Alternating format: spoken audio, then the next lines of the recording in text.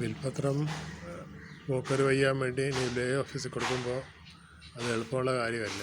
പഴയ പോലെ പഴയാണെങ്കിൽ വളരെ എളുപ്പത്തിൽ നടക്കുന്നതാണ്. അത് നോട്ടീസ് ഒരു മാസത്തേക്ക് ഭരിച്ചു കഴിഞ്ഞ് അവകാശികളായിട്ട് ആരും വന്നിട്ടില്ലെങ്കിൽ ഇതാകും. ഇനിയിപ്പോൾ അവകാശികൾ മാത്രമല്ല, ഒരു ശത്രുതയുള്ള ഒരാളുണ്ടെങ്കിൽ പോലും, അടുത്തുള്ള അയൽവക്കക്കാരായാലും ആരാണെങ്കിലും ശത്രുതയുള്ള ആളുണ്ടെങ്കിൽ അയാൾ അതിനെതിരെ പരാതി കൊടുത്തിട്ടുണ്ടെങ്കിൽ അത് എഴുതി കൊടുത്ത ആൾക്കോ കിട്ടുന്ന ആൾക്കോ എതിരെ ഒരു പരാതി വെറുതെ എഴുതി കൊടുക്കുകയാണെങ്കിൽ വില്ലേജ് ഓഫീസർക്ക് വേണമെങ്കിൽ അത് 3 മാസം വരെ പിടിച്ചു വെച്ച് അത് സിവിൽ കോടതിയിലോട്ട് അത് റെഫർ ചെയ്യാം.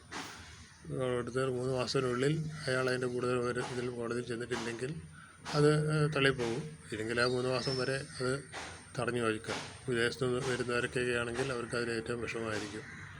അപ്പോൾ അതിൽ പ്രത്യേകം ശ്രദ്ധിക്കുക. നിയമനിർമ്മാണം നടത്തുമ്പോൾ സമ്മർദ്ദം ചെലുത്തിയിട്ടില്ലെങ്കിൽ എല്ലാവരും കഷ്ടപ്പെടും. ഇപ്പോൾ തന്നെ അതുകൊണ്ട് തന്നെ ഈ കേസുകൾ ഇപ്പോൾ കുന്നുകൂടിക്കൊണ്ടിരിക്കുകയാണെന്ന് പറയുന്നത് പലതിലും ഇതിലും. അപ്പോൾ നമ്മളത്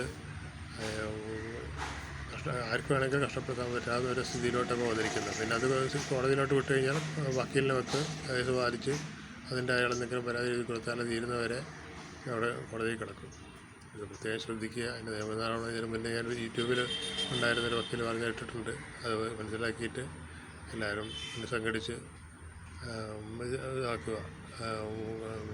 നിയമസഭയിൽ അത് അവതരിപ്പിക്കുമ്പോൾ സമ്മതം ചെലുത്തി കുറച്ചുകൂടി എളുപ്പമാക്കി മാറ്റാൻ ശ്രമിക്കുക. എന്നാൽ പോൾ മാത്യു.